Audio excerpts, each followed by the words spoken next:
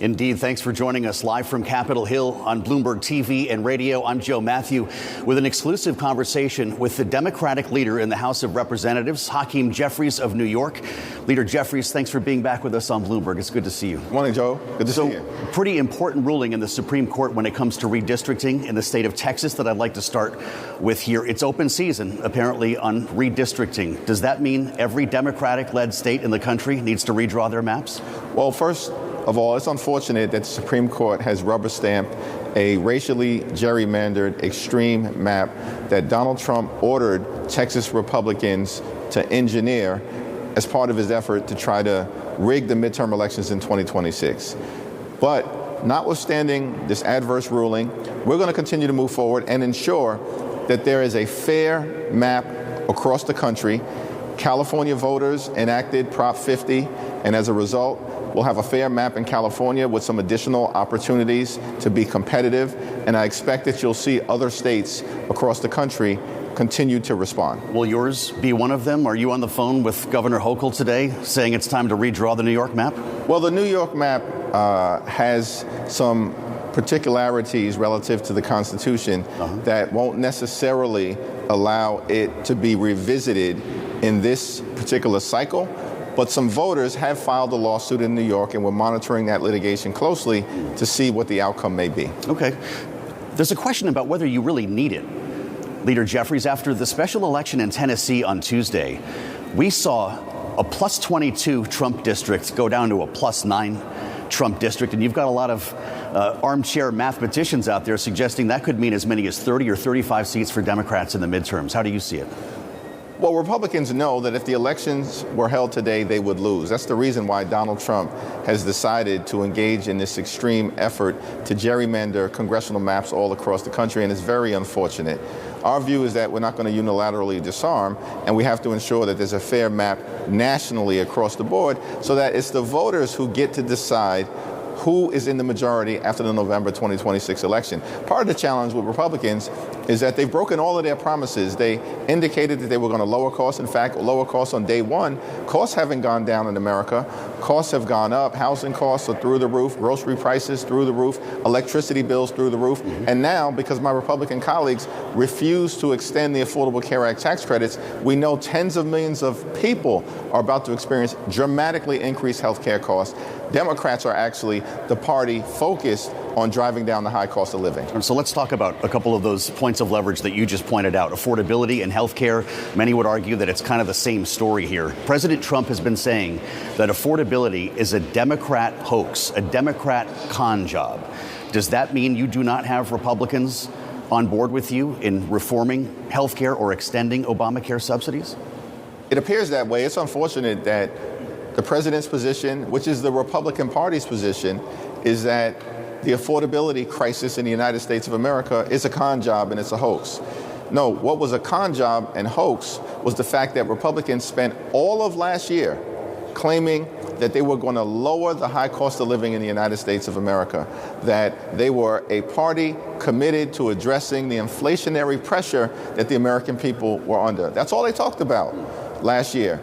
But they lied to the voters. That's the con job. They lied. They absolutely lied to the voters because there's no evidence throughout this year that they've had any intention to actually address the affordability crisis that exists. In fact, they now say it's all a hoax. But everyday Americans, when they go to the grocery store, the supermarket, when they see their health care premiums dramatically increasing, when they see the electricity bills that they have, which are through the roof in part because Republicans in their one big ugly bill attacked the clean energy economy at a time in America where we have growing power needs in terms of what we see with the expansion of artificial intelligence.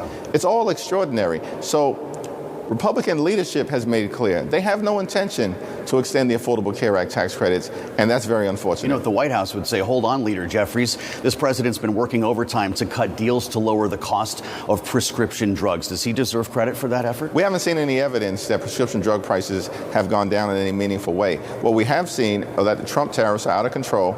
They've increased costs by thousands of dollars per year on everyday Americans, and they've created an uncertain environment for businesses and corporations corporations throughout the country.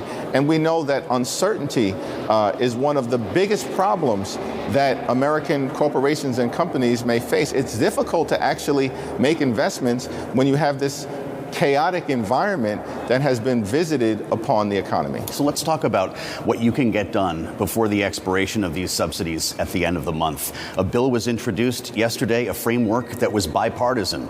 A Democrat and a Republican, Gottheimer and Kiggins. It would extend these subsidies for a year and put new collars on eligibility. Is this a path to renewal in your eyes? Well, we'll have to take a look at the particulars in the four corners of that bill. Yep.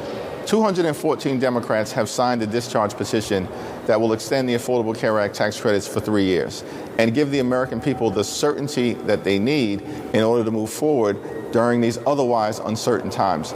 All we need are 4 Republicans. There are 219 of them. All we need are 4 House Republicans to join us, and we can extend the Affordable Care Act tax credits. We also want to take a look at what happens in the Senate. I'm thankful for Leader Schumer and Senate Democrats who will put a bill forward next week and force an up or down vote on an extension of the Affordable Care Act tax credits.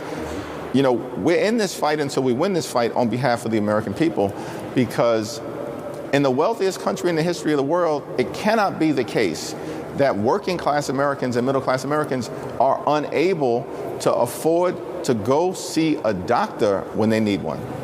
Are you in touch with the Speaker of the House on this? Is Mike Johnson talking to you about a potential vote after John Thune promised a vote on health care in the Senate for next Thursday? You know, the big challenge with House Republicans has been that they've adopted a my way or the highway approach. They have zero interest in actually sitting down and finding a bipartisan path forward. We've said from the very beginning of this year and throughout the Trump Republican shutdown that we will sit down with anyone, anytime, any place here in the Capitol, or go back to the White House, sit with the president to try to figure out how we can fix our broken healthcare system and address the Republican-created healthcare crisis that's devastating people all across America. They've refused repeatedly to sit down and even try to find common ground, apparently because they really are uninterested in dealing with an extension of the Affordable Care Act tax credits. Joe, as you know, this is the same group of people who have actually tried to repeal the Affordable Care Act more than 70 times over the last 15 years. So could we be in a world in which there's a health care bill that passes the Senate and dies in the House? Well, if there's a bill that passes the Senate, there will be tremendous pressure on Mike Johnson, Steve Scalise, and House Republicans to bring that bill to the floor for an up or down vote. And the votes will exist in the House of Representatives. I call upon some of my Republican colleagues, more traditional conservative colleagues, or the so-called swing seat Republicans, to actually press their leadership to give the people of this country an up or down vote on something meaningful that will extend the Affordable Care Act tax credits. Just lastly, President Trump today will be receiving, we understand, the inaugural FIFA Peace Prize. Does Donald Trump deserve credit, as he says, for ending 8 wars? Yeah, it's unclear what 8 wars he's talking about. What the American people clearly want to see from this president is action related to the challenges that we face in this country. Lowering the high cost of living, fixing our broken healthcare system, making life better for everyday Americans. That's the Democratic commitment, that we actually should deliver on the promises that Republicans made to lower the high cost of living, but refuse to address. In a country that's the wealthiest in the history of the world, but there are far too many people who are struggling to live paycheck to paycheck, can't thrive, can barely survive. And that should not be the case in this great country. We should allow for a situation where every single person who works hard and plays by the rules can afford to live a comfortable life, live the good life, good paying job, good housing, good health care, good education for your children, and ultimately, at the end of the day, a good retirement. That's the American dream. We need to bring it to life for every single American.